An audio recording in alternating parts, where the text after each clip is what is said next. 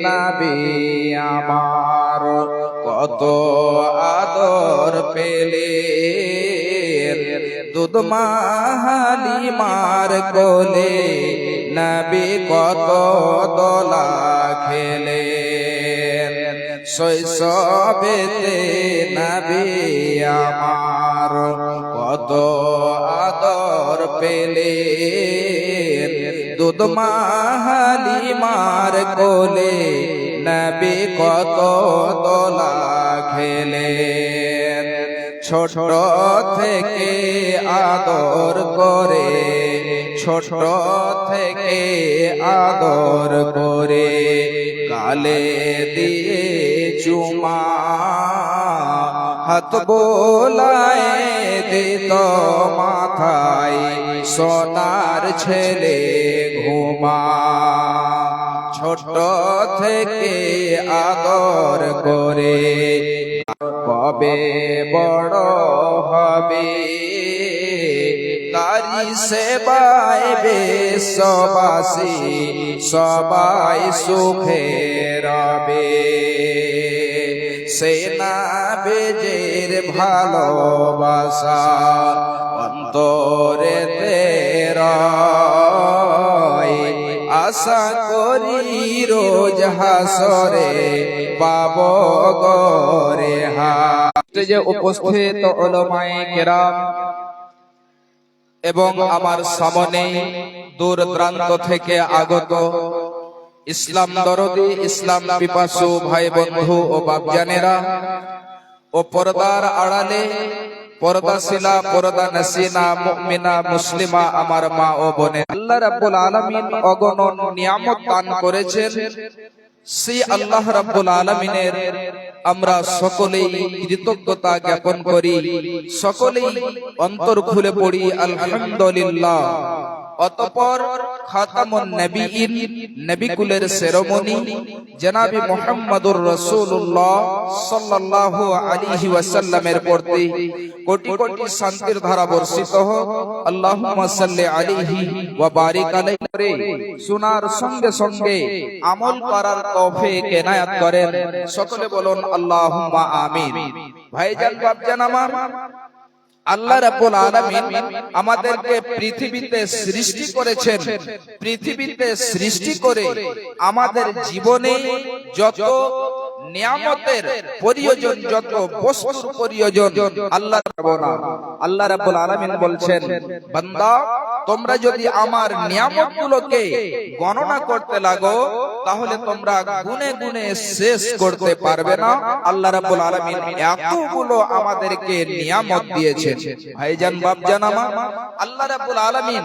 আমাদেরকে সৃষ্টি করেছেন এত সুন্দর রূপ দিয়ে চেহারা দিয়ে এতগুলো আমাদের বডির মধ্যে নিয়ামত রয়েছে আল্লাহ রাব্বুল আলামিন আমাদেরকে দিয়েছেন যদি আল্লাহ রাব্বুল আলামিন আমাদের কাছ থেকে হিসাব নেই যে হে বান্দা আমি তোমাকে দৃষ্টি শক্তি দিয়েছিলাম আমি তোমাকে চক্ষু দিয়েছিলাম সে চক্ষুর যে মূল্য রয়েছে সে মূল্যটা তুমি আমাকে আদায় করে দাও একবার আল্লাহ রাব্বুল আলামিন বলছেন বান্দা আমি মানব এবং জিনকে সৃষ্টি করেছি যেন তারা আমার ইবাদত করে আমার ইবাদতের জন্য আমি তাদেরকে সৃষ্টি করেছি ভাই বাপজান আমার যদি আমরা আল্লাহর ইবাদত না করতে পারি তাহলে আমাদের মতো হতভাগা মুমিন হতভাগা মুসলমান হতভাগা মানুষ আর কেউ হতে পারে না ভাই বাপজান আমার আল্লাহ রাব্বুল আলামিন আমাদেরকে সৃষ্টি করেছেন আমাদেরকে চলে যেতে হবে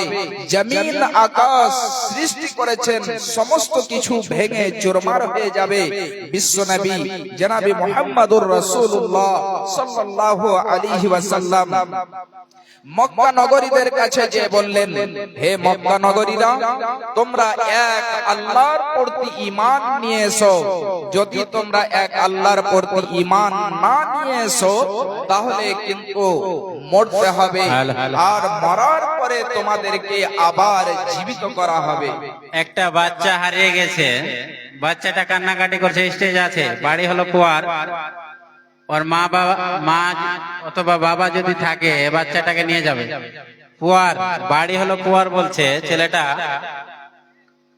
মা বাবার সঙ্গ ছেড়ে আপনারা এই যে বাচ্চাটিকে দেখতে পাচ্ছেন, তো ভাইজান আমার, বিশ্ব নবী বললেন তোমরা এক আল্লাহর প্রতি ঈমান নিয়ে এসো, যদি না নিয়ে এসো কিয়ামত হবে, তোমাদেরকে উঠানো হবে, হিসাব কিতাব হবে। এবারে বিশ্ব নবীকে তারা প্রশ্ন করতে লাগলো, হে নবী মুহাম্মদ, একটু আপনি আমাদেরকে বলে দেন যে সে কিয়ামতটা কখন হবে, আপনি আমাদেরকে বলেন। আল্লাহ রাব্বুল আলামিন কুরআনে মাজিদের মধ্যে বয়ান করেছেন, তার মধ্যে আজকে আমি সূরা নাজিআত থেকে কয়েকখানা আয়াত পরিবেশন করেছি। আল্লাহ রাব্বুল আলামিন বলছেন, বিসমিল্লাহির রহমানির রহিম, ইয়াসআলুনাকা আনিস সাআতি আইয়ানা মুরসাহা। আল্লাহ রাব্বুল আলামিন বলছেন যে হে নবী মুহাম্মদ, আপনাকে তারা কিয়ামত কখন হবে এই সম্পর্কে তারা জিজ্ঞাসা করেছে। হে নবী মুহাম্মদ, আনিস সাআতি আইয়ানা মুরসাহা ফীমা আনতা মিন যিকরাহা। আল্লাহ রাব্বুল আলামিন নবীজিকে বলছেন, হে আমার নবী, যে সম্পর্কে আপনি জানেন না, যে সম্পর্কে আপনার জ্ঞান নেই, ওই কিয়ামতের জ্ঞান শুধু আল্লাহ রাব্বুল আলামিনের কাছে রয়েছে। তাহলে এই কিয়ামতের জ্ঞান শুধু আল্লাহ রাব্বুল আলামিনের কাছে রয়েছে, আর যেন কেউ বলতে পারবে না। আল্লাহ রাব্বুল আলামিন এই কিয়ামতের জ্ঞান অন্য কাউকে দেননি। বিশ্ব নবী কেন কেউ বলতে পারবে না, বিশ্ব নবীকে পর্যন্ত এই আল্লাহ রাব্বুল আলামিন বলছেন, হে আমার নবী, ইন্নামা আনতা মুনজিরু মান ইয়াখশাহা, আপনি ওদেরকে ভয় দেখাবেন যারা আল্লাহকে ভয় করে, সতর্ক করবেন যারা আল্লাহ ভীরু, যারা আল্লাহকে ভয় করে, ওদেরকে যদি আপনি ভয় দেখান তাহলে এতে লাভ রয়েছে, এতে উপকার রয়েছে। আর যারা আল্লাহকে ভয় করে না, যারা আল্লাহ ভীরু নয়, ওদেরকে যদি আপনি রাত দিন এক করে যদি আপনি বোঝান, তারপরেও যেন কোনো লাভ হবে না। ভাই আমার, আল্লাহ রাব্বুল আলামিন আরো বলছেন, বান্দারে শোনো, কান্নাহুম ইয়াওমা ইয়ারাউনাহা লাম ইয়ালবাসু ইল্লা আসিয়াতান আও যুহাহা। যখন তারা সেই কিয়ামতের দৃশ্যকে দেখে নেবে, এই কিয়ামতের দৃশ্যটা এত ভয়ঙ্কর হবে, এত কঠিন হবে, যখন তারা কিয়ামতের দৃশ্যটাকে দেখবে তখন তারা মনে করবে যে আমরা পৃথিবীতে যে এক সকাল কিংবা একটা সন্ধ্যা জীবন যাপন করেছিলাম। ভাইজান, বাপজান আমার, আমার মা, আমার বোনেরা, খুব গুরুত্বপূর্ণ বিষয়।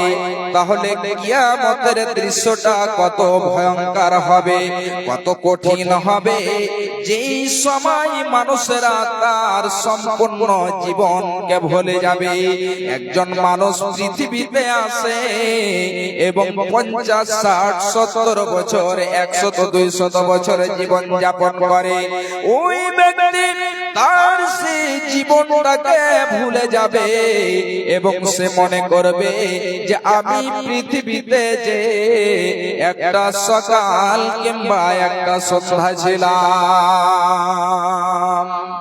ভাইজান বাপজান আমার মা আমার বোনেরা, এই কিয়ামতের দৃশ্যটা কত কঠিন হবে, কত ভয়ঙ্কর হবে। আল্লাহ রাব্বুল আলামিন বলছেন, যারা হামিলা মহিলা রয়েছে, যারা গর্ভধারণী গর্ভবতী মহিলা রয়েছে, তাদের সন্তান জন্ম হয়ে যাবে, কিন্তু তারা এক ইঞ্চিত পরিমাণে জানতে পারবে না। বাচ্চা ভূমিষ্ঠ হয়ে যাবে, তারা কিঞ্চিত পরিমাণে জানতে পারবে না। একবার চিন্তা করে দেখুন, একবার ভেবে দেখুন, যখন কোন মহিলার, যখন কোন মায়ের, যখন কোন বোনের প্রসব যন্ত্রণা উঠে যায়, যখন তাদের প্রসব বেদনা শুরু হয়, তখন যেন আল্লাহকে বারবার যেন বলে, কেঁদে কেঁদে বলে, আল্লাহ তুমি আমার জন্য যেন সহজ করে দাও। মাকে বলে, মামার তুমি আমার জন্য একটু দোয়া করে দাও। আব্বাকে বলে, আব্বা তুমি আমার জন্য দোয়া করে দাও। দাদিকে বলে, দাদি তুমি আমার জন্য দোয়া করো, তাহলে যেন আল্লাহ রাব্বুল আলামিন যেন সহজ করে দেয়। এমন হয়ে যায়, এমন যেন দৃশ্য হয়ে যায়, অনেক মা অনেক বোন ওই প্রসব বেদনা সহ্য না করতে পেরে, ওই মা আমার, ওই বোন আমার প্রসব বেদনা যন্ত্রণা সহ্য না করতে পেরে পৃথিবী ছেড়ে চলে যায়। মা আমার, বোনেরা আমার, খুব ভালো করে শুনুন, বিশ্বনবী আমার বলছেন, যদি কোনো মা, যদি কোনো মহিলা প্রসব বেদনায় বাচ্চা ভূমিষ্ঠ হতে যে, বাচ্চা জন্ম দিতে যে যদি সে মারা যায়, বিশ্বনবী আমার বলছেন যে ওই মহিলাটি জান্নাতে যাবে, ওই মহিলাটি হলো জান্নাতি। তাহলে মা আমার, বোনেরা আমার, খুব ভালো করে শুনুন, আল্লাহ রাব্বুল আলামিন যেটা বিধান দিয়েছেন, আল্লাহ রাব্বুল আলামিন যেটা আপনাকে আদেশ দিয়েছেন, সে সমস্ত জিনিসের প্রতি আমল করতে হবে। এখানে অনেকজন বাবা আমার বসে আছেন, অনেকজন যুবক ভাই বসে আছেন, এখানে আমার বোনেরা বসে আছেন।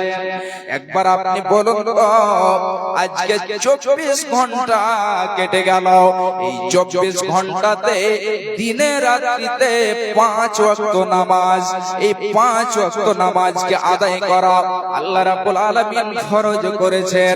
তাহলে একবার বলুন তো, এখানে অনেকজন ভাই রয়েছেন, অনেকজন বোন রয়েছেন, যিনারা হয়তো অবহেলা করে নামাজ আদায় করেনি।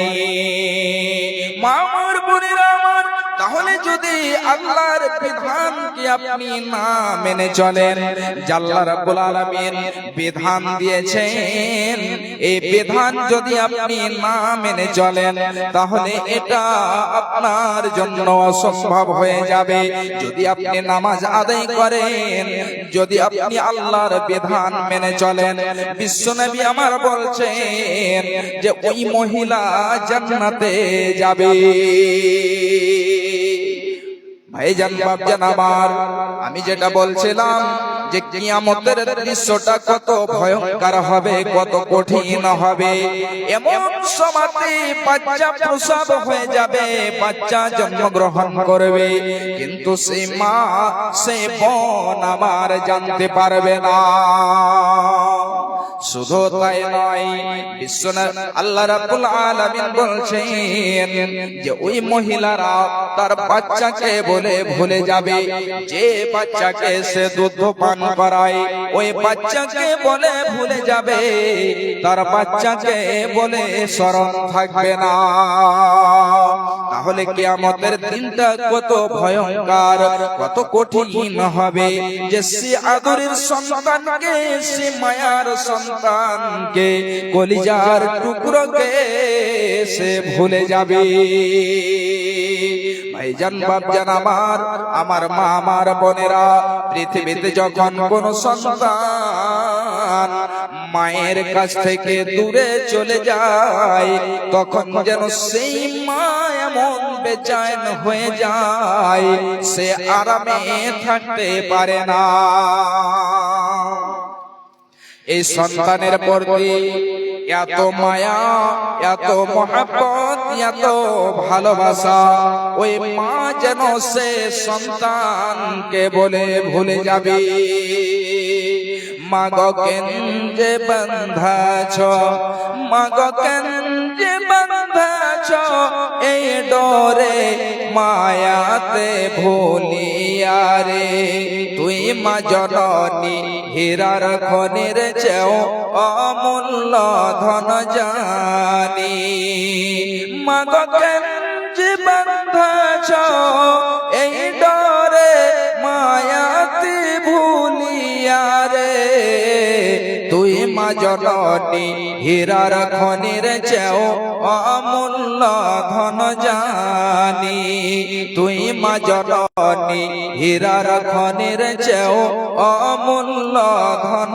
জানি, তোর ছায়াতে বসলে মাগো পাই খুঁজে আসানি রে, তুই মা জননী হীরার খনির চেয়েও অমূল্য ধন জানি, তুই মা জননী হীরার খনির চেয়েও অমূল্য ধন জানি, এ পারে শান্তি মাগো, ও পারে ও মুক্তি, ও মা মুক্তি, সকল ব্যথা ভোলাই রে মা, তোর মুখে রই না বাণী রে, তুই মা জননী হীরার খনির চেয়েও অমূল্য ধন জানি, তুই মা জননী হীরার খনির চেয়েও অমূল্য ধন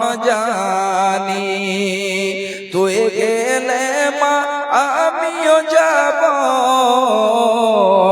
তুই গেলে মা আমিও যাব, ও মা একা কেমনে রইব, ও মা একা কেমনে রইব, এই কথাটি ভাবতে গেলে মাগো, এই কথাটি ভাবতে গেলে চোখে আসে পানি রে, তুই মা জননী হীরার খনির চেয়েও অমূল্য ধন জানি, তুই মা জননী হীরার খনির চেয়েও অমূল্য ধন জানি, তুই গেলে মা আমিও যাব, তুই গেলে মা আমিও যাব, ও মা একা কেমনে রইব, ও মা একা কেমনে রইব, এই কথাটি ভাবতে গেলে মাগো, এই কথাটি ভাবতে গেলে চোখে আসে পানি রে, তুই মা জননী হীরার খনির চেয়েও অমূল্য ধন জানি। ভাইজান, সেই কিয়ামতের দৃশ্যটা কত ভয়ঙ্কর হবে আল্লাহ রাব্বুল আলামিন আরো বলছেন, খুব ভালো করে শুনুন। আল্লাহ রাব্বুল আলামিন বলছেন, ওয়াতারান নাসু সুকারা, আল্লাহ রাব্বুল আলামিন বলছেন যে সেই দিন মানুষদেরকে দেখতে পাবে, মনে হচ্ছে তারা নাশা পান করে আছে, মনে হচ্ছে তারা মদ পান করে আছে। আল্লাহ রাব্বুল আলামিন বলছেন, নবী আমার, আসলে তারা মদ পান করে থাকবে না, এটা হলো আল্লাহ রাব্বুল আলামিনের আযাব, এটা হলো আল্লাহ রাব্বুল আলামিনের শাস্তি। তাহলে কিয়ামতের দিন কত ভয়ঙ্কর হবে, ওই সমস্ত দৃশ্যকে দেখে মানুষ তার জীবনটাকে ভুলে যাবে এবং মনে করবে যে আমি পৃথিবীতে যে একটা সকাল কিংবা একটা সন্ধ্যা ছিলাম। এবারে আসি হাদিসের দিকে। একটা হাদিস আপনাদেরকে আমি তুলে দিচ্ছি, খুব ভালো করে শুনে রাখুন। অনেক লম্বা হাদিস, সংক্ষিপ্ত আকারে বলছি। রাবি হচ্ছেন হযরতে ওমর বিন খাত্তাব রাদিয়াল্লাহু তাআলা আনহু। তিনি বয়ান করেছেন, একদা বিশ্ব নবী বসে আছেন, এমন সময়তে একজন ব্যক্তি চলে আসলো, একজন লোক চলে আসলো, এবং আসার পরে নবীজির হাঁটুতে হাঁটু মিলিয়ে দিয়ে বসে গেল।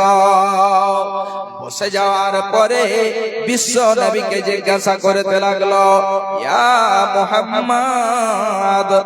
এক এক করে বিশ্ব নবীকে প্রশ্ন করতে আছে। বিশ্ব নবীকে বলছে যে, হে নবী মুহাম্মদ, একটু আপনি আমাকে ঈমান সম্পর্কে বলে দিন। ভাইজান, সামনে অনেক জায়গা, আর এই ঠান্ডার দিন একটু আপনারা ডান দিক দিয়ে বাম দিক দিয়ে চলে আসুন। ভাই, ঠান্ডার দিন বসার সুন্দর ব্যবস্থা করা হয়েছে, চলে আসুন, একটু আগে চলে আসুন, আসুন, চলে আসুন, আল্লাহর ওয়াস্তে আসুন। ভাইজান আমার, চলে আসুন, এদিকে একটু ঠান্ডাটা কম লাগবে, চলে আসুন, আল্লাহর ওয়াস্তে চলে আসুন। বিশ্ব নবীকে জিজ্ঞাসা করতে লাগলো, হে মুহাম্মদ, আপনি আমাকে ঈমান সম্পর্কে বলে দিন। বিশ্ব নবী আমার তাকে ঈমান সম্পর্কে বলে দিলেন। আবার বিশ্ব নবীকে জিজ্ঞাসা করেছে, হে মুহাম্মদ, আপনি একটু আমাকে ইসলাম সম্পর্কে বলে দিন। নবীজি আমার ইসলাম সম্পর্কেও বলে দিলেন। এবারে 3 নম্বরে প্রশ্ন করছে, হে নবী মুহাম্মদ, আপনি আমাকে ইহসান সম্পর্কে বলে দিন। নবীজিকে ঈমান সম্পর্কে প্রশ্ন করলেন। তারপরে 3 নম্বরে প্রশ্ন করলেন, নবী আমার ইসলাম কাকে বলে আপনি একটু বলে দিন। 3 নম্বরে ইহসান সম্পর্কে বললেন। নবীজি আমার 3 খানা প্রশ্নের উত্তর এক। এবারে 4 নম্বরে প্রশ্ন করেছে, হে নবী মুহাম্মদ, ফাখবিরনি আনিস সাআ, আপনি আমাকে দয়া করে কিয়ামত সম্পর্কে বলে দেন, যে কিয়ামত কখন আসবে, কিয়ামত কখন আসবে, একটু আপনি আমাকে দয়া করে বলে দেন। বিশ্ব নবী বললেন, হে ব্যক্তি শোনো, মাল মাসউলু আনহা বিআলামা মিনাস সাইলি, যাকে প্রশ্ন করা হয়েছে ওই ব্যক্তি প্রশ্নকারী থেকে বেশি জানে না। অর্থাৎ যেমন তোমার কাছে কিয়ামতের জ্ঞান নেই, ঠিক ওই মতো আমিও জানি না কিয়ামত কখন হবে। খুব ভালো করে শুনে রাখুন। 5 নম্বরে এবারে জিজ্ঞাসা করেছে, ইয়া মুহাম্মদ, হে মুহাম্মদ, ফাখবিরনি আন আমারাতিহা, হে নবী মুহাম্মদ, একটু আমাকে কিয়ামতের নিদর্শন সম্পর্কে বলে দিন। কিয়ামতের কিছুগুলো আলামত আমাকে বলে দেন, যাতে করে আমি দেখে বুঝতে পারি যে কিয়ামত কখন চলে আসছে। কিয়ামতের কিছুগুলো নিদর্শন রয়েছে, সেই নিদর্শনগুলো আমাকে দয়া করে বলে দিন। এবারে বিশ্ব নবী আমার বলছেন, হে ব্যক্তি খুব ভালো করে শুনে রাখো, আনতালিদাল আমাতু রাব্বাতাহা ওয়া আনতারাল হুফাতাল উরাতাল আলাতা রিয়া আস-সাই ইয়াতাতাওয়ালুনা ফিল বুনিয়ান। বিশ্ব নবী আমার তাকে বললেন, হে ব্যক্তি শুনে রাখো, যখন তুমি দেখতে পাবে একজন দাসী তার মালিককে জন্ম দিচ্ছে। মা খালারা, মা বোনেরা, আপনারা গেটে বসে গেছেন, সামনের দিকে কিন্তু জায়গা অনেক খালি রয়েছে। ঠান্ডার দিন আছে, আপনারা সামনে চেপে বসুন। আর সব মা খালারা আসবে, বোনেরা আসবে, তাদেরকে বসার সুযোগ করে দিন। কেন গেটে যদি বসে যান তাহলে কিন্তু কেউ ভিতরে আসতে পারবে না। আপনারা সবাই একটু সামনে এসে বসবেন।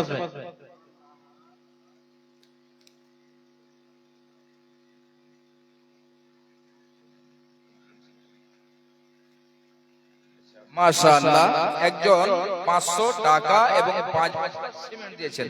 মাশাআল্লাহ, জাযাকাল্লাহ, হায়াকাল্লাহ। আল্লাহ দেখো তোমার বান্দাকে একজন 500 টাকা এবং 5 বস্তা সিমেন্ট দান করেছে। আল্লাহ তুমি তার দানকে কবুল করো। আরো একজন ফের স্বভাবী ছিল 500 টাকা, মাওলা তোমার রাহে দিল। এ দানের দান মাওলা করো গো কবুল, মিটাইয়া দাও আল্লাহ জীবনের ভুল। আমিন, আল্লাহুম্মা আমিন। যেটা আমি বলছিলাম ভাইজান বাপজান আমার, বিশ্ব নবী বললেন আনতালিদাল আমাতু রাব্বাতাহা, যখন দেখতে পাবে মালিককে জন্ম দিচ্ছে। ভাইজান বাপজান আমার মা আমার বোনেরা শুনুন, এটা আবার দাসীরা নিজের মালিককে জন্ম দেবে, এটা কেমন করে হতে পারে?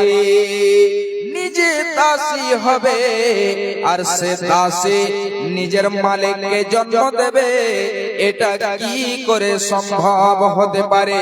ভাইজান বাপজান আমার, এটার ব্যাখ্যা কয়েকখানা করা হয়েছে, তার মধ্যে আমি শুধু 1 থেকে 2 খানা ব্যাখ্যা করে দিচ্ছি। ভাইজান বাপজান আমার মা আমার বোনেরা খুব ভালো করে শুনুন। যখন মানুষেরা নিজের মায়ের অসম্মানী করবে, মাকে মার দেবে, মাকে গালি দেবে, মায়ের সাথে যেন তারা নোংরা ব্যবহার করবে, তখন ভেবে নেবে যে কিয়ামত অতি তাড়াতাড়ি চলে আসবে।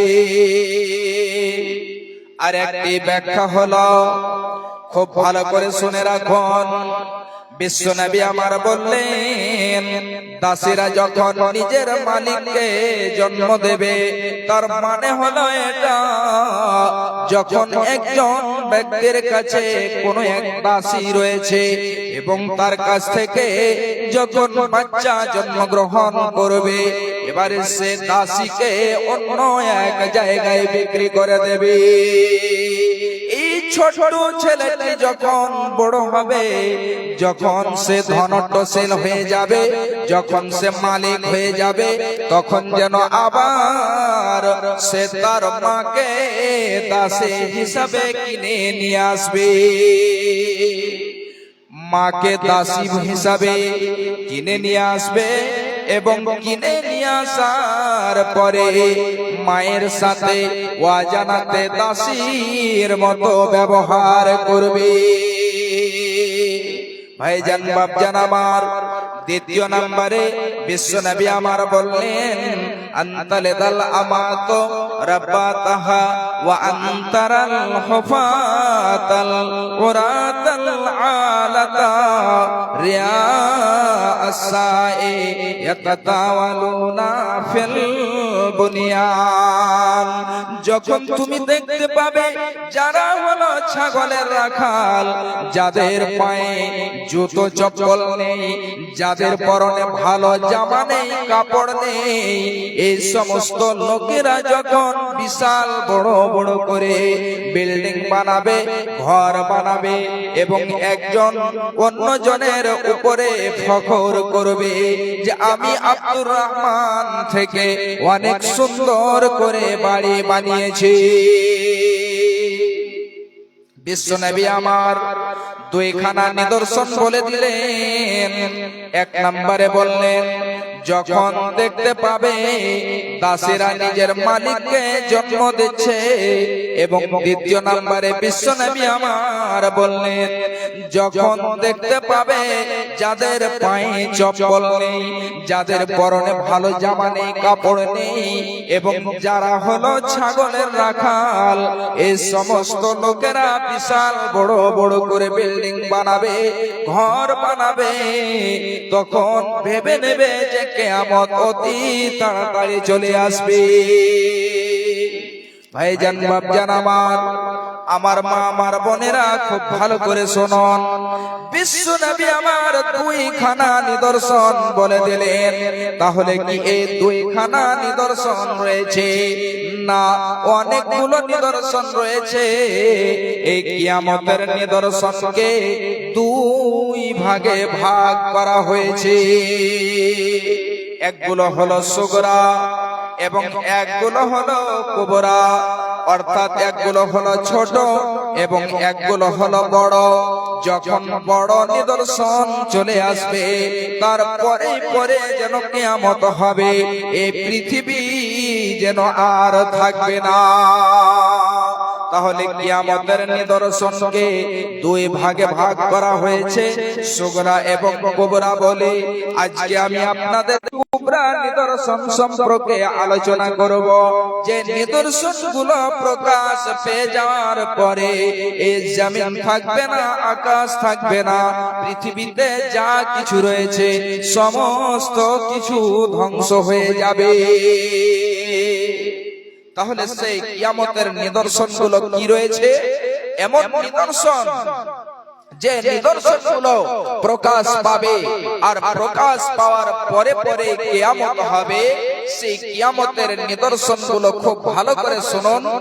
এক নম্বরে বিশ্বনবী আমার বলছেন, লা তাকুমুস সাআতু হাত্তা ইউবাসা দাজ্জালুনা কাযাবুন। বিশ্বনবী আমার বলছেন, অতক্ষণ পর্যন্ত কিয়ামত হবে না যতক্ষণ পর্যন্ত দাজ্জাল না চলে আসবে। এই মিথ্যুক দাজ্জাল যতক্ষণ পর্যন্ত না আসবে ততক্ষণ পর্যন্ত কিয়ামত হবে না। এই দাজ্জাল এত ভয়ঙ্কর হবে, এত যেন সে কঠিন হবে। দাজ্জাল সম্পর্কে বিশ্বনবী আমার বলছেন, রাবী হচ্ছেন হযরতে হুযায়ফা বিন ইয়ামান রাদিয়াল্লাহু তাআলা আনহু। খুব ভালো করে শুনুন। হযরতে হুযায়ফা বলছেন, বিশ্বনবী আমার বলছেন, আদ-দাজ্জালু আওয়ারুল আইনিল ইউসরা জফালুস সারি মাহু জান্নাতুন ওয়া নার। দাজ্জাল এমন হবে, দাজ্জালের বাম চোখ কানা হবে, সেই এক চোখের অন্ধ হবে, এবং তার চুলগুলো ঘন ঘন হবে, টেढ़া হবে। শুধু তাই নয়, দাজ্জালকে আপনি যে চিনতে পারবেন তার কিছুগুলো যেন নিদর্শন বলা হয়েছে, তার কিছুগুলো গুণ বলা হয়েছে, যে গুণগুলো দেখে আপনি বুঝতে পেরে নেবেন যে এটাই হলো দাজ্জাল। বিশ্বনবী আমার এক নম্বরে বললেন যে তার বাম চোখ কানা হবে। শুধু তাই নয়, তার চুলগুলো টেढ़া হবে, ঘুংরিলে হবে। ভাইজান বাপজান আমার, এই দাজ্জাল কত ভয়ঙ্কর হবে দাজ্জাল সম্পর্কে বিশ্বনবী আমার বলছেন, মাহু জান্নাতুন ওয়া নার। ওই দাজ্জালের সাথে জান্নাত হবে এবং জাহান্নাম হবে। মানুষেরা দেখতে পাবে এটা হলো জান্নাত, কিন্তু আসলে সেটা জান্নাত নয়, ওটা হবে জাহান্নাম। এবং বিশ্বনবী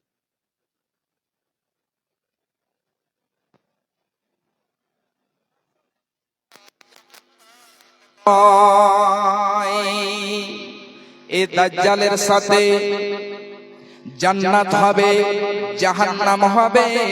দুইখানাই জিনিস তার কাছে থাকবে, জান্নাত থাকবে, জাহান্নাম থাকবে। মানুষেরা দেখতে পাবে এটা হলো জান্নাত, এটা হলো জাহান্নাম, কিন্তু তার উল্টোটা হবে, ওটা জান্নাত এবং জাহান্নাম নয়। যেটা মানুষকে দেখে ভাববে এটা হলো জান্নাত, কিন্তু ওটা আসলে হলো জাহান্নাম। হযরতে হুযায়ফা রাদিয়াল্লাহু তাআলা আনহু আরো বলছেন, বিশ্বনবী আমার বলছেন যে দাজ্জাল সম্পর্কে আমি সবচেয়ে বেশি ভালো জানি। দাজ্জালের সাথে কি থাকবে, দাজ্জাল কি নিয়ে আসবে, তার সঙ্গে কি থাকবে, এই সম্পর্কে আমার থেকে কেউ বেশি জানে না। বিশ্বনবী আমার বলছেন, এ আমার সাহাবীরা যখন দেখতে পাবে এমন একজন ব্যক্তি আসছে এবং তার সাথে এমন একখানা নহর রয়েছে, তার কাছে দুইখানা নহর থাকবে, একটা নহরটিতে ঝাঁপ দেবে, যে নহরটিতে আগুন দাও দাও করে জ্বলছে, এই জন্য ওর ভেতরে সুস্বাদু মিষ্টি, এই জন্য ওর ভেতরে সুস্বাদু মিষ্টি পানি রয়েছে। মানুষ দেখতে পাবে এতে আগুন দাও দাও করে জ্বলছে, কিন্তু আসলে ওটা আগুনের নহর নয়, ওর ভেতরে সুস্বাদু মিষ্টি পানি রয়েছে। এই জন্য সাহাবীদেরকে বললেন যে, হে আমার সাহাবীরা, যখন তোমরা দেখতে পাবে এমন একটি নহর, যে নহরটিতে আগুন দাও দাও দাও দাও করে জ্বলছে, তোমরা ওই নহরটিতে ঝাঁপ দেবে। দাজ্জাল পৃথিবীতে আসবে, দাজ্জাল এসে মাত্র 40 দিন থাকবে। যখন দাজ্জাল প্রকাশ পাবে, দাজ্জাল প্রকাশ পাওয়ার পরে 40 দিন সে পৃথিবীতে থাকবে এবং এই 40 দিনে সারা পৃথিবী ভ্রমণ করে ফেলবে। এই 40 দিনে সারা পৃথিবী ভ্রমণ করবে, তার মধ্যে প্রথম দিন হবে 1 বছরের মতো, দ্বিতীয় দিন হবে 1 মাসের মতো এবং তৃতীয় দিন হবে 1 সপ্তাহের মতো। বাকি দিনগুলো আমাদের এই দিনের মতোই হবে। তাহলে প্রথম দিন হবে 1 বছরের মতো, দ্বিতীয় দিন হবে 1 মাসের মতো, তৃতীয় দিন হবে 1 সপ্তাহের মতো। এই দিনগুলোতে সে সারা পৃথিবী ভ্রমণ করে ফেলবে, সারা পৃথিবী যাবে। বিশ্বনবী বলছেন, কিন্তু 2খানা জায়গা এমন রয়েছে, একটি হাদিসে রয়েছে 3খানা জায়গা এমন রয়েছে, যে 3খানা জায়গা সে যেতে পারবে না। 1 নম্বর জায়গা হলো মক্কা, যেখানে বাইতুল্লাহ রয়েছে, এই মক্কাতে সে প্রবেশ করতে পারবে না। দ্বিতীয় নাম্বার হলো মদিনা, এই মদিনাতে সে প্রবেশ করতে চাইবে কিন্তু সে প্রবেশ করতে পারবে না। আর 3 নম্বরে বাইতুল আকসা, যেখানে সে